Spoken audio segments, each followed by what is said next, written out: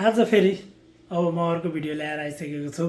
आजको भिडियोमा चाहिँ म के गर्न लाग्छु भनेपछि बटर नान प्लस चिकन बनाउँदैछु। चिकन चाहिँ मलाई जुन तरिकाले आउँछ त्यही तरिकाले हो। बटर नान चाहिँ मैले पहिला त्यो भिडियोमा देखाएको थिएँ नि, त्यो रोटीको त्यो के भन्छ त्यसलाई, रोटी, यस्तो रोटी किनेर ल्याएको छु मैले। यो बनाउँछु र चिकन बनाउँछु। यो चाहिँ रेडिमेड हुन्छ, यसलाई चाहिँ मैले हल्का प्यानमा तताएर मात्रै खान मिल्छ। अनि चिकन बनाउँछु मैले। चिकन चाहिँ यहाँ फ्रिज गरेर राख्छु होइन। त्यो चाहिँ मैले अब यहाँ पानीमा राखिसकेको छु, त्यो आइसबाट छुट्टियोस् भनेर।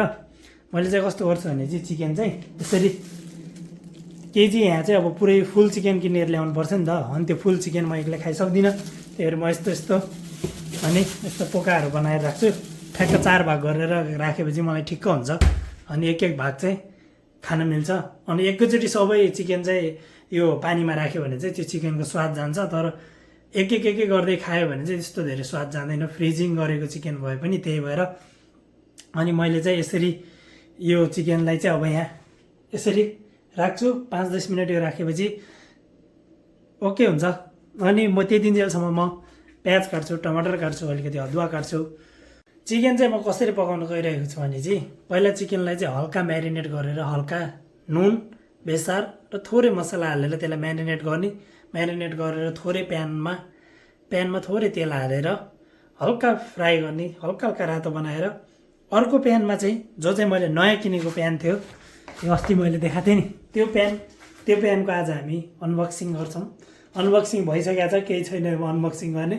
आजदेखि हामी युज गर्छौँ यो प्यानमा चाहिँ। अनि म के गर्छु, प्याज, टमाटर, अदुवा, लसुनको चाहिँ यसमा ग्रेभी बनाउँछु। अनि त्यो जो चाहिँ हामी हल्का फ्राई गरेको चिकन हुन्छ, त्यो चिकनलाई चाहिँ यो ग्रेभीमा हालेर खान्छ माझा कस्तो हुन्छ हेरौँ। मैले पहिला नि यसरी खाने गरेछु। पहिला चाहिँ मलाई मिठो लाग्थ्यो, अब आज कस्तो बन्छ, सधैँ एउटै टेस्ट बन्छ भन्ने पनि छैन। हेरौँ कस्तो बन्छ है त। मैले चाहिँ अब चिकन म्यारिनेट गर्नको लागि मसलाहरू हाल्छ कि। मसलामा चाहिँ के हाल्छु भने चाहिँ थोरै यो रातो देखिने चाहिँ धुलो खुर्सानी, थोरै मिट मसला, अनि थोरै जिरा धनियाँको धुलो र थोरै नुन हालेको छु। नुन धेरै हालेको छैन किनभने हामी फेरि मसला नुनहरू सबै ग्रेभीमा पनि हाल्छौँ, त्यही भएर थोरै हालेको छु सबै कुरा। अब यसलाई हामी मिक्स गरेर केही बेर हामी यत्तिकै छोडिदिनुपर्छ। अनि म थोरै हल्का तेल पनि हाल्नुपर्छ, थोरै तेल हाल्छु, त्यस्तो धेरै तेल हाल्दिनँ। मिक्स गरेर ताकि यो लागोस् सबैमा भनेर थोरै तेल हालेर यसलाई चाहिँ केही बेर यस्तै राखिदिनेपछि यो चाहिँ सबै मासुमा मसलाहरू पस्छ र टेस्ट मिठो आउँछ।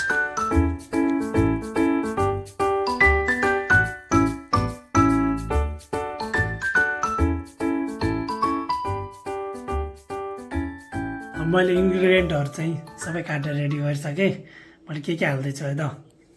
अलिकति प्याज, अलिकति भन्दा धेरै प्याज, किनभने मलाई ग्रेभी बनाउनु छ। प्याज, खुर्सानी, अदुवा, टमाटर र लसुनको पेस्ट, यति कुराको चाहिँ हामी ग्रेभी बनाउँछौँ। अनि यो ग्रेभी चाहिँ हामी यो प्यानमा बनाउँछौँ र अर्को प्यानमा चाहिँ त्यतिन्जेल हामी यो ग्रेभी बनाउन्जेलसम्म हामी अर्को प्यानमा, यहाँ मसित अर्को प्यान नि छ, अर्को प्यान पनि छ। त्यो अर्को प्यानमा चाहिँ यो प्यानमा चाहिँ हामी हल्का मासुलाई तार्छौँ तेल हालेर। अनि त्योमा बनेको ग्रेभीमा मासु हाल्ने मेरो प्लान छ। अब चाहिँ मैले दुइटै मेरो प्यानहरू निकालिसकेँ होइन।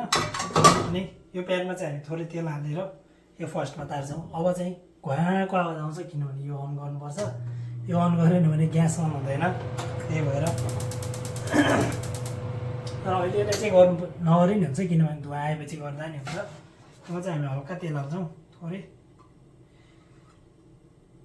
हल्का भन्नाले अहिले हाल्नुपर्छ किनभने तार्ने हुन्छ, त्यही भएर। अनि यो ग्यासमा चाहिँ अहिले म बाल्दिनँ किनभने म दुईवटा ठाउँमा एकैचोटि पकाउन सक्दिनँ क्या।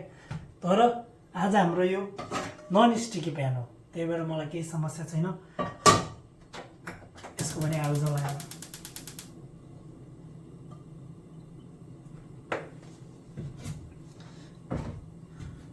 दुइटै प्यानमा म एकैचोटि कुकिङ गर्दैछु, चाँडो पनि हुन्छ होइन।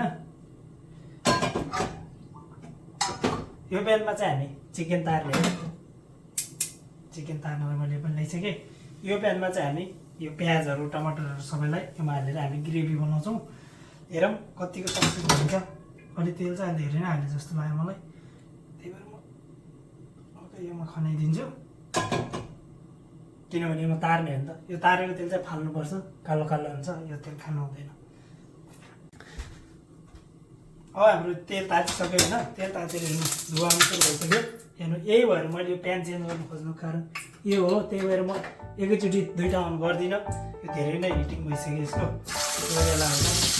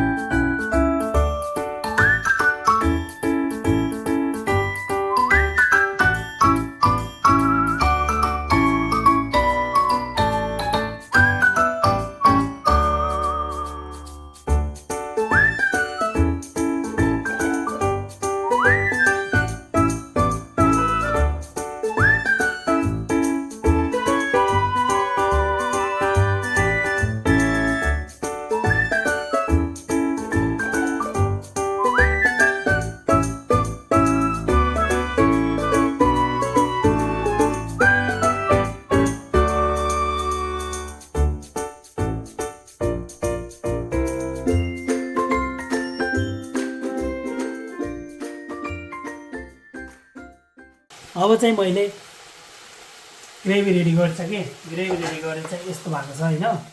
यो ग्रेभीमा चाहिँ अब हामी हाल्छौँ मासु। यो मासुलाई चाहिँ यहाँ हाल्छौँ हामी, अनि त्यसलाई चाहिँ अब यही बेर हामी मसलामा मासुलाई पकाउँछौँ। हल्का पानी पनि हाल्छौँ ताकि यो मिक्स होस् राम्रोसँग भनेर।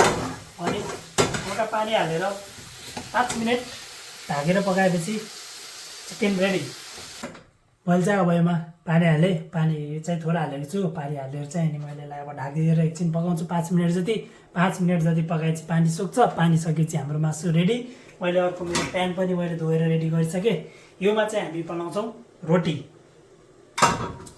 रोटी कति रोटी खान्छौँ हामी?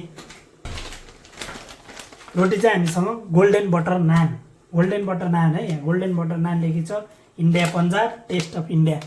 यो मैले मार्टबाट किनेर ल्याएको थिएँ। अनि यसको चाहिँ आज ओपनिङ हुन्छ र हामी खान्छौँ। अब चाहिँ हाम्रो मासु पाकेर रेडी भइसक्यो। मैले ग्यास बन्द गरिदिएँ भर्खरै। हाम्रो मासु चाहिँ यस्तो भएको छ। मैले चाहेको नि यति नै हो, किनभने मलाई रोटीसँग खानलाई ग्रेभी चाहिन्छ, त्यही भएर यतिको चाहिँ चाहिन्छ। अब हामीले यो मासुलाई कटोरामा राख्छौँ अनि अब हामी बनाउँछौँ रोटी।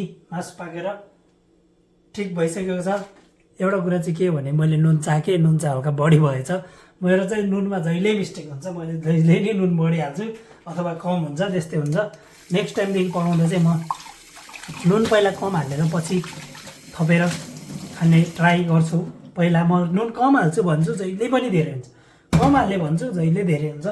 आज पनि मैले नुन अघि चाखेँ, नुन बढी छ। टेस्ट चाहिँ मलाई ठिकै लागेको थियो। भनौँ ठिकै भन्नाले मिठो लागेको थियो। आफूले बनाएको आफूले के तारिफ गरौँ भनेर ठिकै भनिदिएको।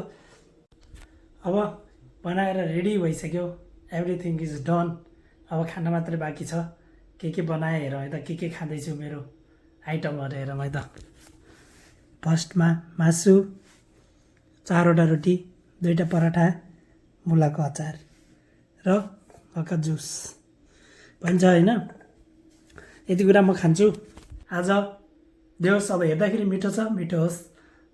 च्यानललाई लाइक, सेयर, सब्सक्राइब गरिदिनु होला। बाई।